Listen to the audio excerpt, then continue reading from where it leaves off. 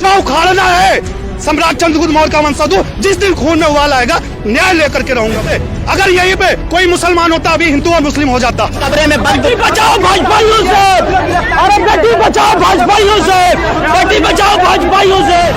लड़के को न्याय कैसे मिलेगा? ये कहेंगे कि एक कमरे में बंद करके उसे उसकी लाश मिलती है और बिना परिवार के परमिशन के उसे जला दिया जाता है। इस भवन लिखा हुआ है, उसके जस्ट बाहर की सीनरी है जहां इन लोगों को डिटेन किया जा रहा है, जो स्नेहा की मौत को लेकर न्याय दिलाने के लिए ये लोग प्रोटेस्ट कर रहे हैं। क्योंकि मेरा खून उबल रहा है, मैं चंद्रगुप्त मौर्य बनूंगा, ले लूंगा बदला। कल आप क्या करोगे आप बताओ मुझे, मैं लूंगा बदला। जिस दिन मेरा खून अपने आप में आ गया मैं खड़े होकर के बदला लूंगा, क्योंकि आप मुझे उबाल रहे हो। जिस दिन जनता अपने ईवीएम को लेकर के अगर उनको लग रहा है गलत हो रहा है, अगर वो सड़क पे आ गए, उस दिन प्रशासन शासन सब यहीं पे होंगे।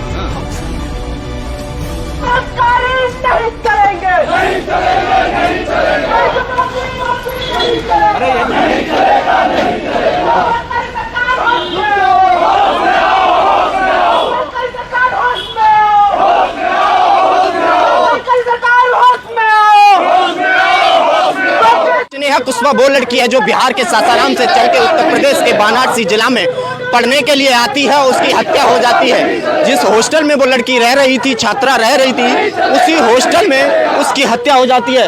क्या कहेंगे सर, एक लड़की की जान चली जाती है।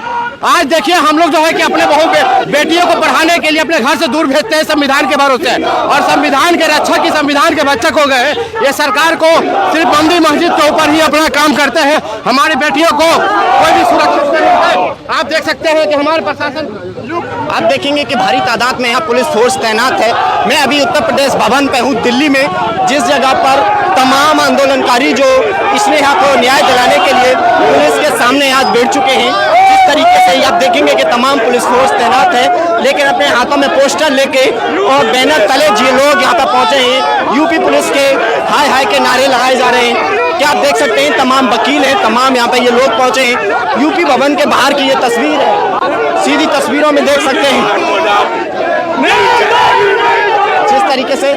जिस तरह से यूपी भवन के सामने की ये तस्वीर है। जो लड़की बिहार के सासाराम से चलकर वाराणसी में पढ़ने के लिए आती है, बलात्कारियों को दूर फांसी होना चाहिए। देश भर में जैसे हमारे लोगों को चुनकर मारा जा रहा है, उन सबको न्याय देना होगा।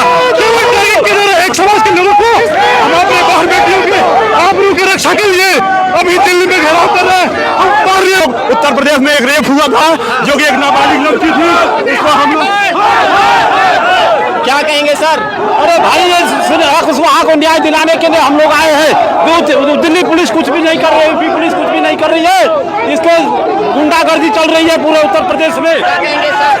जो आप लोगों को जो बनारस में सर ये देखिए, ये पुलिस की आतंकवादी देखिए।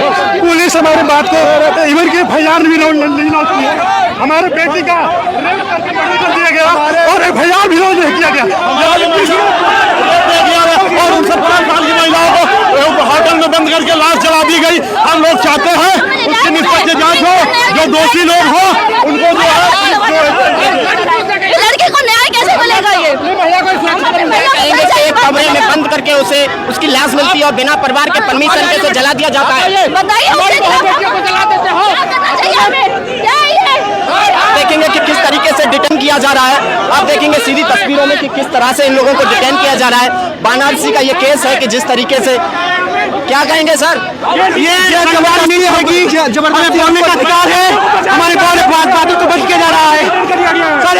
बेटी बचाओ बेटी पढ़ाओ का नारा दिया जाता है। ये यूपी पुलिस देखिए क्या कर रही है, हमें डिटेन कर रही है, वो बलात्कारियों को बचा रही है।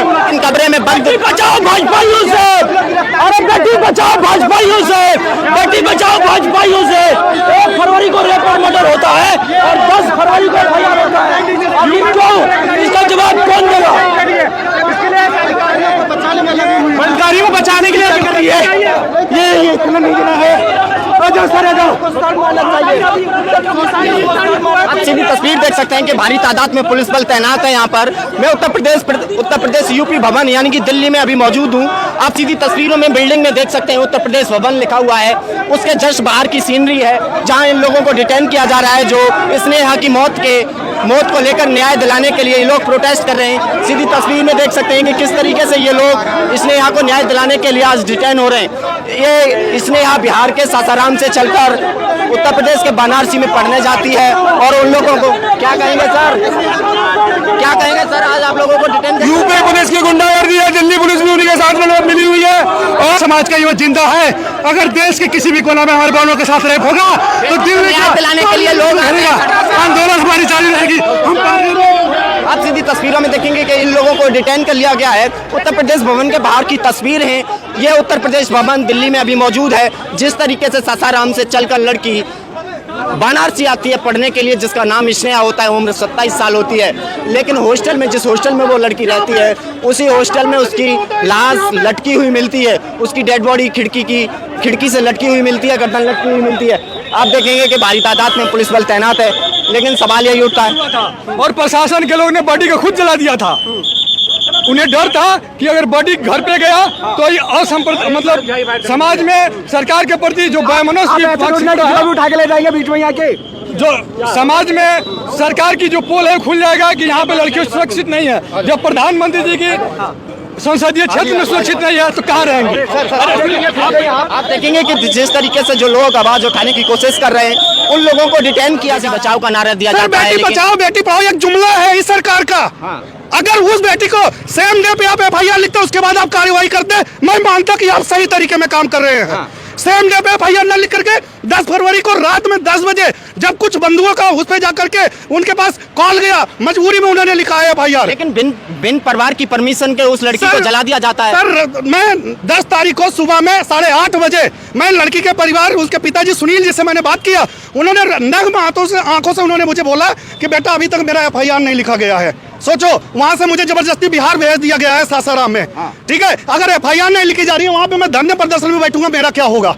कौन मेरे साथ खड़ा होगा? लेकिन कहा यह जा रहा है कि पॉलिटिकल रूप ले लिया है इसमें। पॉलिटिकल रूप इसलिए ले लिया गया क्योंकि सोशल मीडिया पे लोगों ने इस तरीके से न्याय की मांग किया। इसलिए देखिए यहाँ पे किस तरीके से वो चल रहा है न्याय मांगने के बाद में भी। लेकिन कहा जा रहा है कि जिस तरीके से निष्पक्ष जांच की मांग कही जा रही है। सर निष्पक्ष जांच की मांग होती है, FIR आप करते, उसके बाद में आप जो वकील आपसे पूछ रहा है आप उसका क्या कहते हैं सही तरीके से जनता को जवाब दीजिए। जनता कभी भी प्रोटेस्ट नहीं करेगी। अगर हमारे 10 प्रश्न है, 10 प्रश्न का आप सही तरीके से जवाब दीजिए। आपकी जनता कभी सड़क पे नहीं आएगी। जनता सड़क पे तभी आती है जब उनको प्रॉपर तरीके से रिप्लाई नहीं मिलता, ना गवर्नमेंट के एंड से, ना कि वकीलों के एंड से, ना कि प्रशासनिक लोगों के एंड से। लेकिन पूर्व मंत्री जो रहे हैं उपेंद्र कुशवाहा जी वहाँ पे पहुंचे हैं। सर सब समाज के दलाल हैं, मैं खुले मंच से कह रहा हूँ। मैं भी शिवा मौर्यवंशी हूँ, अखिल भारतीय मौर्य महासभा का राष्ट्रीय मीडिया प्रभारी। मैं खुद कोई भी कहीं भी कुछ भी होता है संज्ञान मान लेता हूँ। जब इन लोगों को फोन किया जाता है कोई भी रिप्लाई नहीं देता है सही तरीके से।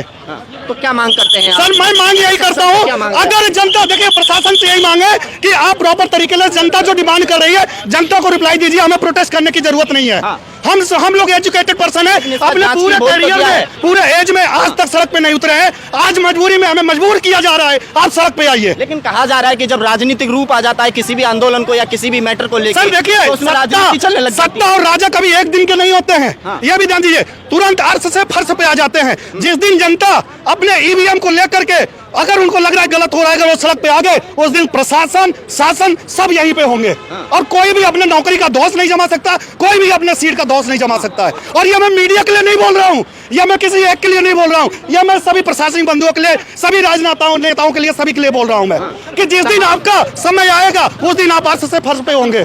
तमाम नेता हैं जो वहाँ पे पहुँच रहे हैं, पॉलिटिकल पार्टियों के सर एक होता है नहीं कि अपनी तरीके हैं उसको साम दाम दंड भेद अपना करके राजनीति करियर संभाल लिया जाए। वो काम यहाँ पे सभी राजनेता कर रहे हैं। कुछ राजनेता हैं जो सही तरीके से जनता में लगे हुए हैं, उनको भी भूरी हुई प्रशंसा करता हूँ।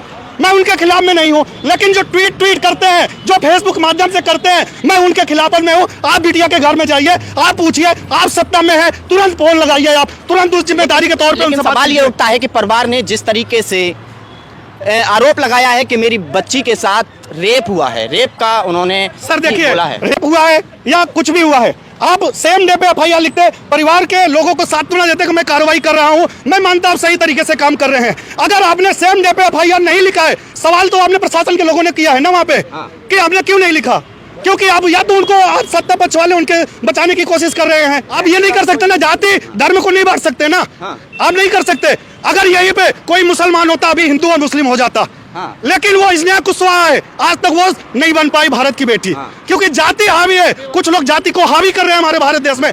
देश के प्रति कट्टरता नहीं है लोगों में, धर्म और जाति के प्रति कट्टरता बनाई जा रही है। धर्म और जाति की बात कर रहे हैं, एक तरफ कुंभ को एक अच्छे स्तर पर दिखाया जा रहा है विश्व में। वो आस्था का सवाल है, मैं भी ये देखिए लेकिन हिंदू एक हूं। लड़की के साथ अगर इतनी बड़ी घटना होती है तो उसे क्यों नहीं? सर, हमारी बहन बेटियां, हमारा देश हमारे लिए सर्वोपरि है। अगर मुझे जान भी देना पड़े, आज हमें यहाँ पे क्यों आना पड़ा? इसलिए आना पड़ा क्योंकि मेरा खून उबल रहा है। मैं तेज बनूंगा, ले लूंगा बदला। कल आप क्या करोगे आप बताओ मुझे, मैं लूंगा बदला। जिस दिन मेरा खून अपने आप में आ गया, मैं खड़े होकर के बदला लूंगा, क्योंकि आप मुझे उबाल रहे हो।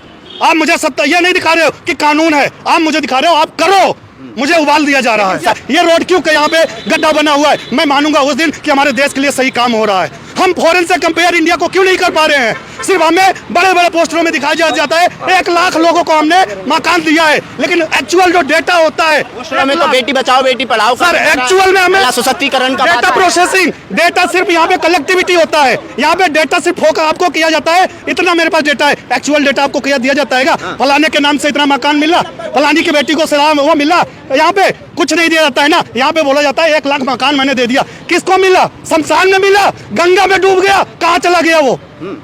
ये सिर्फ जुमलेबाजी होती है सरकार की। सरकार जिस दिन जनता डेटा मांगने चालू कर देगी ना, वो दिन यही सरकार अपने आप को नतमस्तक करके जनता के सामने खड़ी पाएगी। के लिए खड़ा हूँ, यहाँ पे कुछ जाति के लिए नहीं खड़ा हूँ मैं। कल के डेट में कोई ब्राह्मण होगा, ठाकुर होगा, कोई यहाँ पे मुसलमान होगा, अगर उसके साथ गलत हुआ है, ये शिवम और वंशी बोल रहा है सीधा ताड़ के, कल ऐसे फिर प्रोटेस्ट करूंगा मैं। मुझे राजनीति से मतलब नहीं होगी, और जब तक न्याय नहीं मिलेगा, मैं प्रशासन को, मैं सत्ता को बोल रहा हूँ, ऐसे प्रोटेस्ट चल रहा है। जो उखाड़ना है सम्राट चंद्रगुप्त मौर्य का वंशज हूं, जिस दिन खून में उबाल आएगा, न्याय लेकर के रहूंगा मैं।